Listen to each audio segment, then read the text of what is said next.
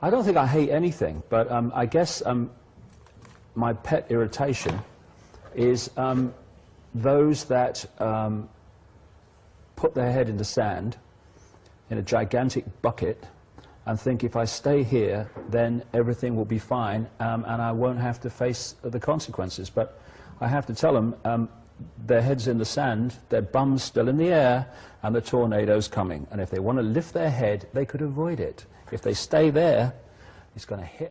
The truth is that so much which is called conspiracy theory is actually conspiracy fact. Not all of it, but enough to show that the people that run the world are not the ones the news media tell us do. They look at the world, they know there's something not right. There's something that's not the way they want it to be, and they feel uneasy about it. But they try to placate those fears, not by facing them, but by trying to find a way of making them disappear with words like, oh no, we would never allow a police state. Not in America, no, never allow a police state. Britain, never allow a police state. Wonder if they said that in Germany just a few decades ago. We'd never allow a dictatorship in Germany. We're a land of freedom. And look what happened. In a few short years, they had a grotesque dictatorship. And that's how fast it can come. From the Weimar Republic to the Nazi dictatorship in Germany by Hitler and company was a few years, not even a few decades. And the greatest weapon of any dictator is to divert attention from the people. So they're looking the other way and allowing the dictatorship to be built and imposed and all the infrastructure put in place. So by the time they absolutely have to face reality, it's all there. It's all done. What you see with people is that they're desperate to hear what they want to hear.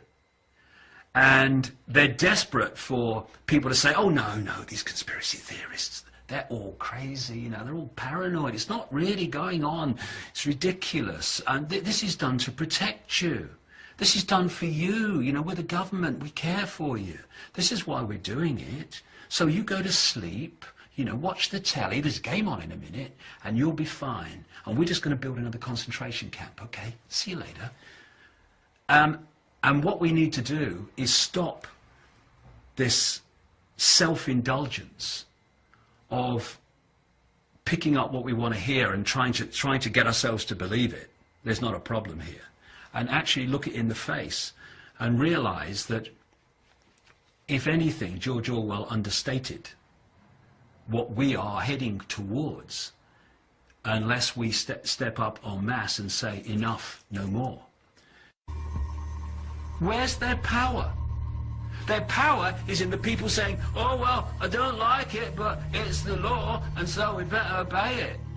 You know, okay, we've had a discussion, and we've decided we're going to introduce a law today where we're going to take our children, your children from you, okay, and we're going to put them in a national education centre, and we're going to control them, and maybe you can see them twice a year, okay? We're passing the legislation this afternoon. Would you accept that? Would parents accept that? What would they do? They'd stand up and say, we're not having this. So there is a point then where people en masse will say enough. It's just a case of when are we going to say that?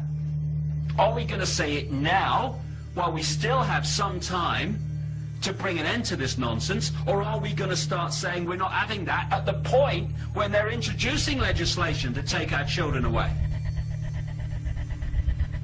And by then, people, brave people who've stood up and been counted in the years before, while the others just look the other way, they're actually not going to be around to speak on behalf of the people having their children taken away.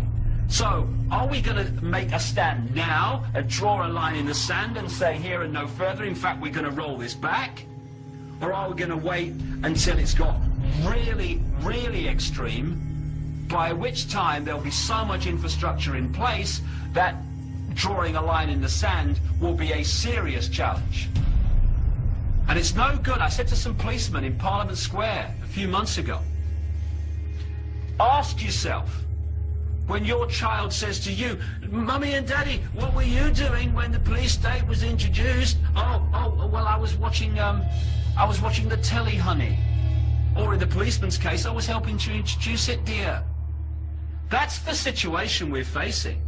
And you know, if people don't like it, well, they just have to do the other thing, because this is how it is. And we either face it now, or we face it a little bit further along the road, when if we think it's not very good now, it'll be a bloody nightmare by then.